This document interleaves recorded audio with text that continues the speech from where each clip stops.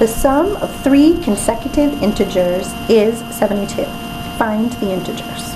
Okay, we're being asked to find three numbers which follow one after the next. So like 1, 2, 3, or 7, 8, 9. If the first integer is x, then the second would be one bigger than that, or x plus 1, and the third would be one bigger than that, or x plus 2.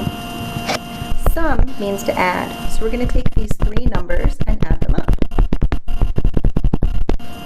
And is 72 tells us our total is equal to 72.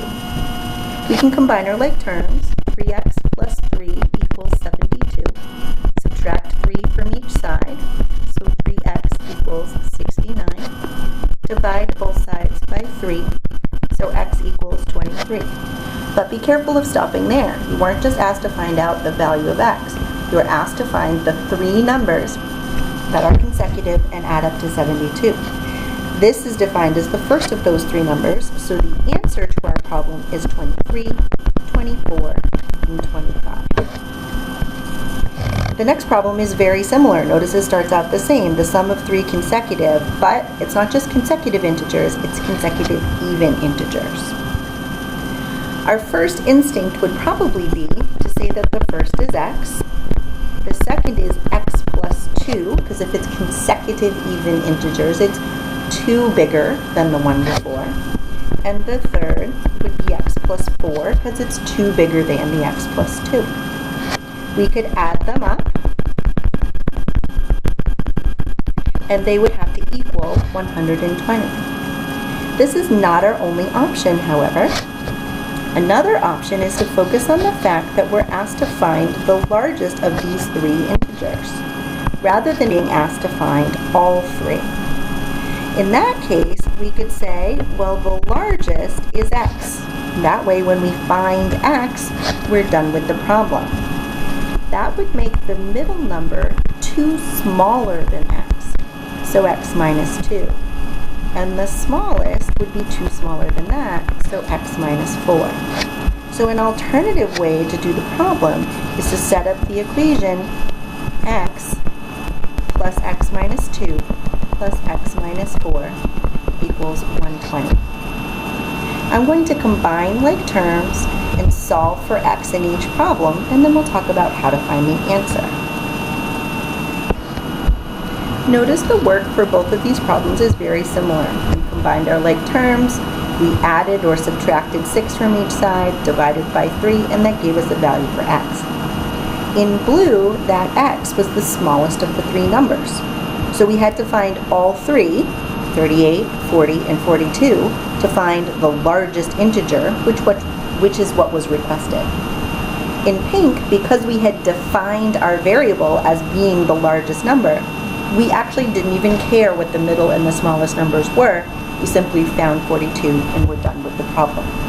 It's your option to choose to always define the variables in the same way, or to take the approach of defining your variables differently when only one of the group is requested. Below, we have the sum of three consecutive integers is 147. This problem is very similar to the first one. We would have x, x plus 1, and x plus 2 as the three consecutive integers. Since we're asked to find all three, there's no advantage to defining the problem in a slightly different way. We can take the sum of these three numbers. We know their total is 147, and just like before, we can combine like terms. Subtract 3. Divide by 3.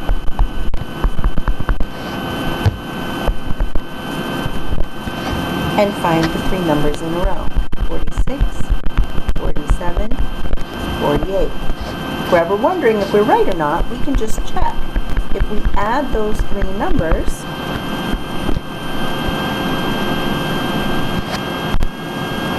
we'll catch the mistake. That's not a 46. Looks like we should probably have a 48. And we can recheck.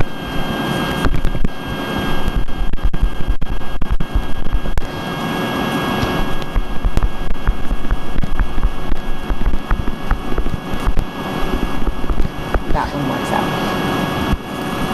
problem in our set today is a rectangle problem, so I'm going to start by drawing a picture.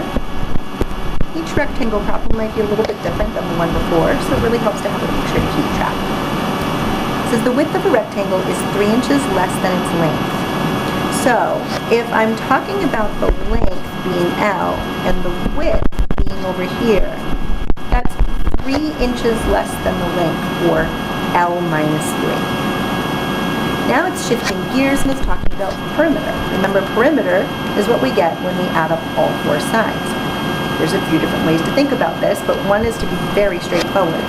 If the top is L, so is the bottom. If the right is L minus 3, so is the left. If perimeter means to add up all those sides, we can think L plus L minus 3 plus L plus L minus 3 is equal to 26.